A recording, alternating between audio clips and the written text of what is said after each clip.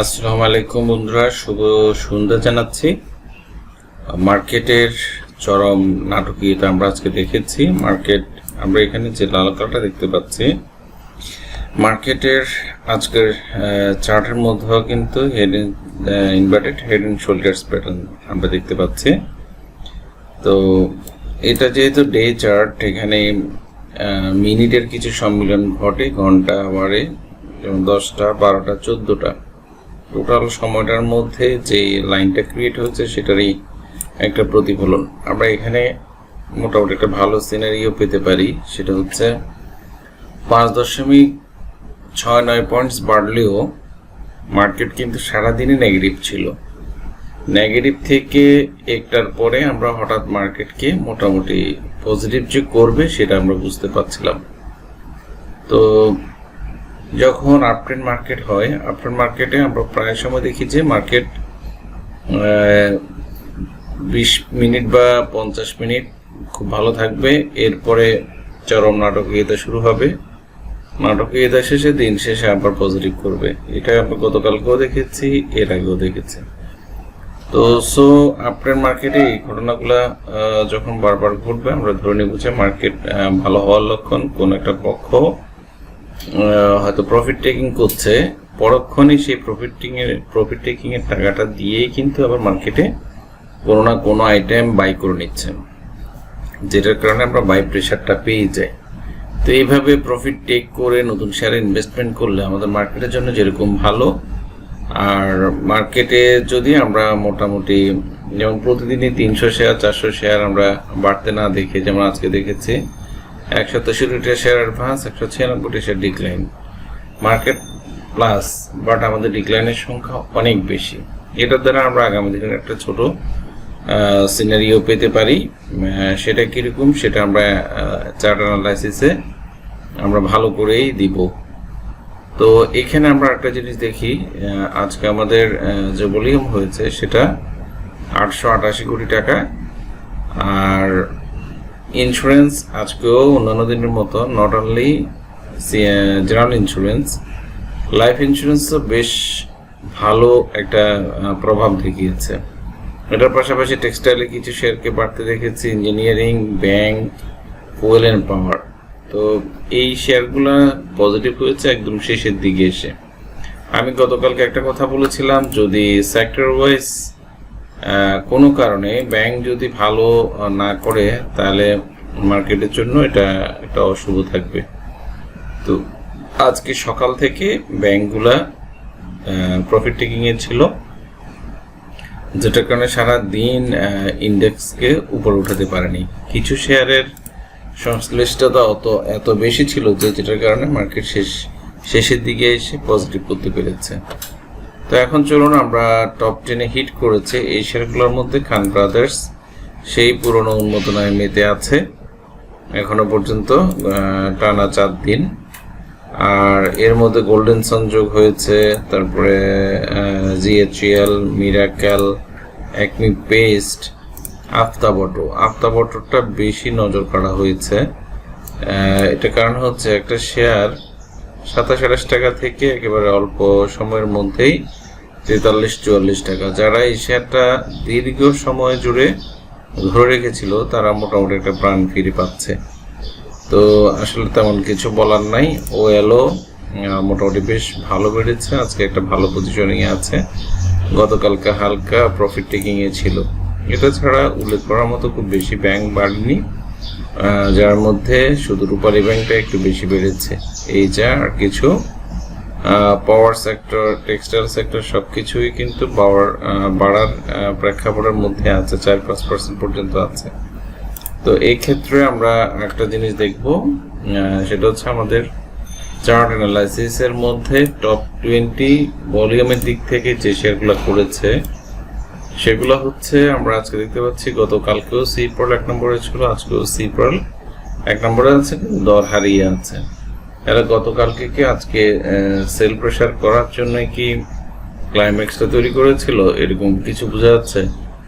তারপরে হচ্ছে ফ্যাকডিল দাম বেড়েছে, ওরিয়ন ফার্মার দাম কমেছে, এশিয়াটিক বেশ ভালোভাবে দাম বেড়েছে, বিচাচারি, আপ্তাবটো, সলভো ভ্যাট বিসি, তো Rupali life, central insurance, Sonali paper, Malek spinning. Malek spinning প্রতিদিনের টপ 20-তে থাকছে, আজকে থেকে বাড়া শুরু হচ্ছে মনে হচ্ছে। গোল্ডেন সন, ইজেন, Agni, central pharma, orient fusion, AIL, ITC, লবেলো। তো চলুন আমরা এখন চার্ট অ্যানালাইসিসগুলো দেখে ফেলি।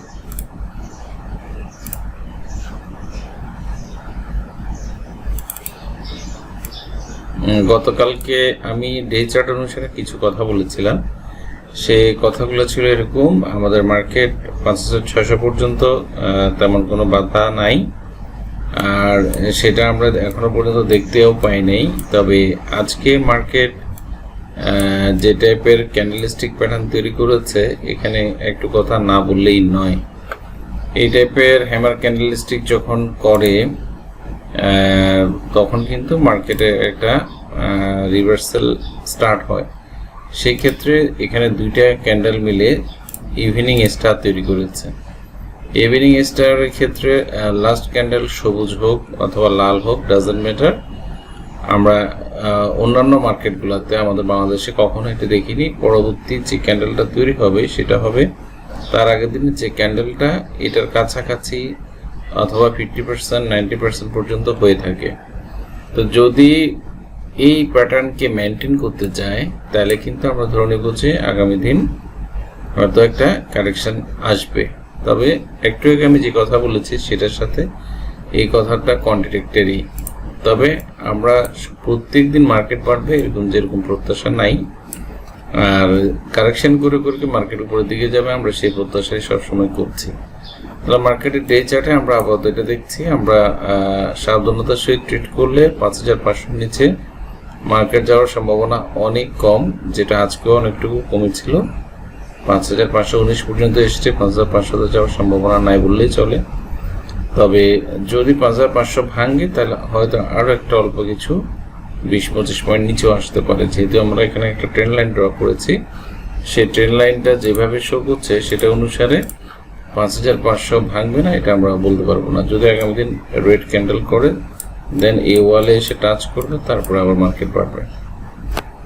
এটা একটা আমরা প্রত্যাশা করতে পারি, প্রেডিকশন দেওয়া যেতে পারে।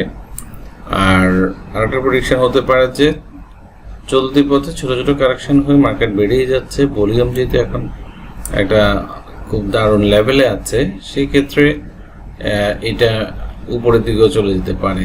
যেমন আমরা এখানে পড়ার সময় আমরা বেশ কিছু, যেমন এই ক্যান্ডেলটা দেখেছি, এই ক্যান্ডেলটা অনেক উপরে উঠেছে, অনেক নিচে করেছে। এটা একটা রিভার্সাল ক্যান্ডেল ছিল, কিন্তু রিভার্সাল না করে কন্টিনিউশন করেছে। এখানে ক্যান্ডেলটা রিভার্সাল ছিল, যেটা রেজাল্ট এটা হয়েছে, এটা অন্তত এটার সাথে এখন ম্যাচ করে, এদিকে যাওয়ার এদিকে মানে গিয়েছে। এরপরে সাইডে মুভমেন্ট ছিল, তারপরে 3 ক্যান্ডেল করেছে, এখন উপরের দিকে যাচ্ছে। তো আমরা প্রিভিয়াস এই দুঃখের কাহিনীগুলো আর নতুনভাবে বলতে চাই না, এই দুঃখ নিয়ে আমরা চলতেও চাই না। এখন চলুন আমরা আমাদের H1 চার্টটা আমরা গতকালকে দেখাতে পারিনি, আজকে একটু আমরা চেক করে নিই। H1 চার্ট অনুসারে আমরা দেখতে পাচ্ছি এখানে হিউজ পরিমাণ কনফিউশন তৈরি করেছে। কনফিউশনটা কিরকম সেটা হচ্ছে, আমরা গতকালকে একদম চূড়ান্তভাবে মার্কেট ব্রেকআউট করেছিল। তো ব্রেকআউটের পরে আমরা ধরে নিব যে এই যে হলুদ যে জোনটা ক্রিয়েট করা আছে, এই হলুদ জোন পুরোটার মধ্যেই কিন্তু রিটেস্টটা হতে পারে। এখন গেল, এটা আসলো, আবার এই লেভেলে আসতে পারে, আবার বাড়তে পারে। তো এটা যদি রিটেস্টের ব্যাপার হয় তাহলে আমরা ডে চার্টে মোটামুটি দেখতে পাচ্ছি যে মার্কেট কারেকশনের একটা আভাস, ছোটোখাটো আভাস আছে। তবে এটাকে স্থায়ী কোনো কারেকশন না, এটা হলো আমরা ছোটোখাটো একটা প্রফিট টেকিং বলতে পারবো।